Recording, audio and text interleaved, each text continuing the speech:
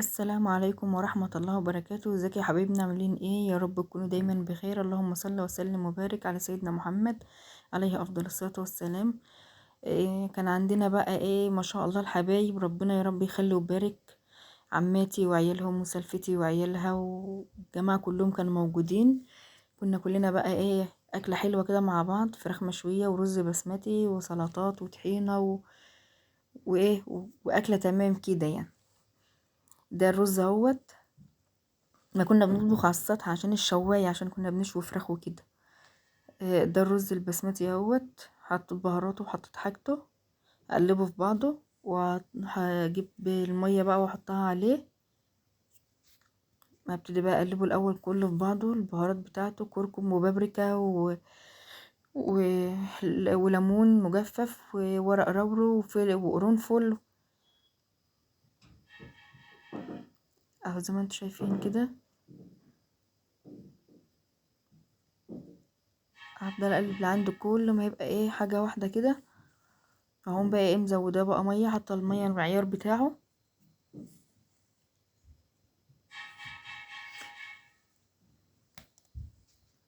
هحط الميه بتاعته اهوت.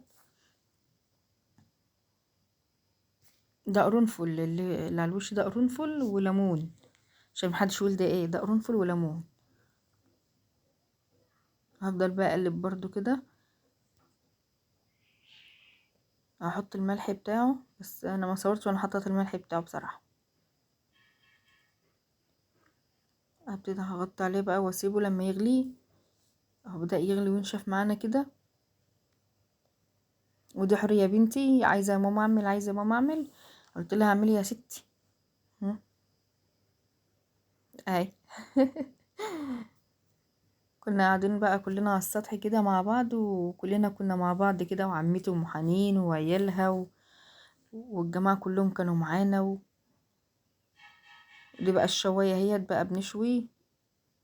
ده براء ابن عمتي ومهاب ابن سلفي، ما شاء الله عليهم الشباب، ربنا يا رب يخليهم كده ويبارك في عمرهم يا رب ويهديهم. اهم حاجة يهديهم والله. شغالين بقى الله ينور اهوت.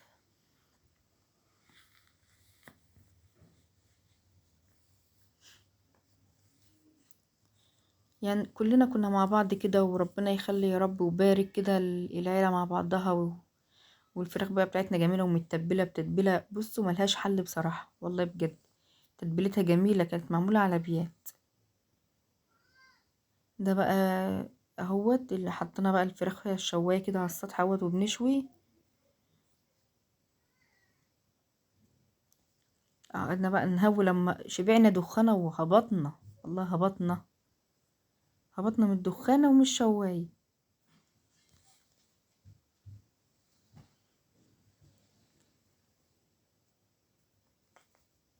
عايزة ايد جامدة بجد الشواية دي، وعايزة صحة جامدة الواحد يقعد يهوي عليها كده علشان تشتغل.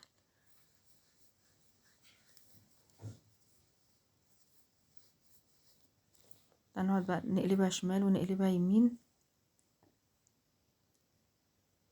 ايه رأيكم بقى؟ شفت رصة الفراخ على الشواية عاملة ازاي؟ هو لازم نكتف الشواية كده عشان نعرف نمسكها، نقلب بها نقلب الفراخ فيه عشان نعرف نمسكها كده. بعدين بقى يهوى عليها جامد كده، عشان طبعا الفحم يفضل والع من تحت عشان تنشف معانا الفراخ. والله احسن من اللي بتشترى من بره. يعني الواحد لو عملها في البيت على طول ليه براحتهم كده يبقى احسن. ودي بقى السفرة بتاعتنا هيت كده. كملنا سفرتنا واكلنا وطحينة وبابا غنوج وسلطة ورز بسمتي وتومية، ودي مية السلطة. وزي ما انتوا شايفين بقى كده، بقى الف هنا يا رب على قلوبهم، ويا رب تدوم اللمة والحب والحنية. ومفيش احسن من الحب والله العظيم، واللمة الاهل بالذات لما يبقوا مع بعض كده بتبقى حاجة تانية. يا رب.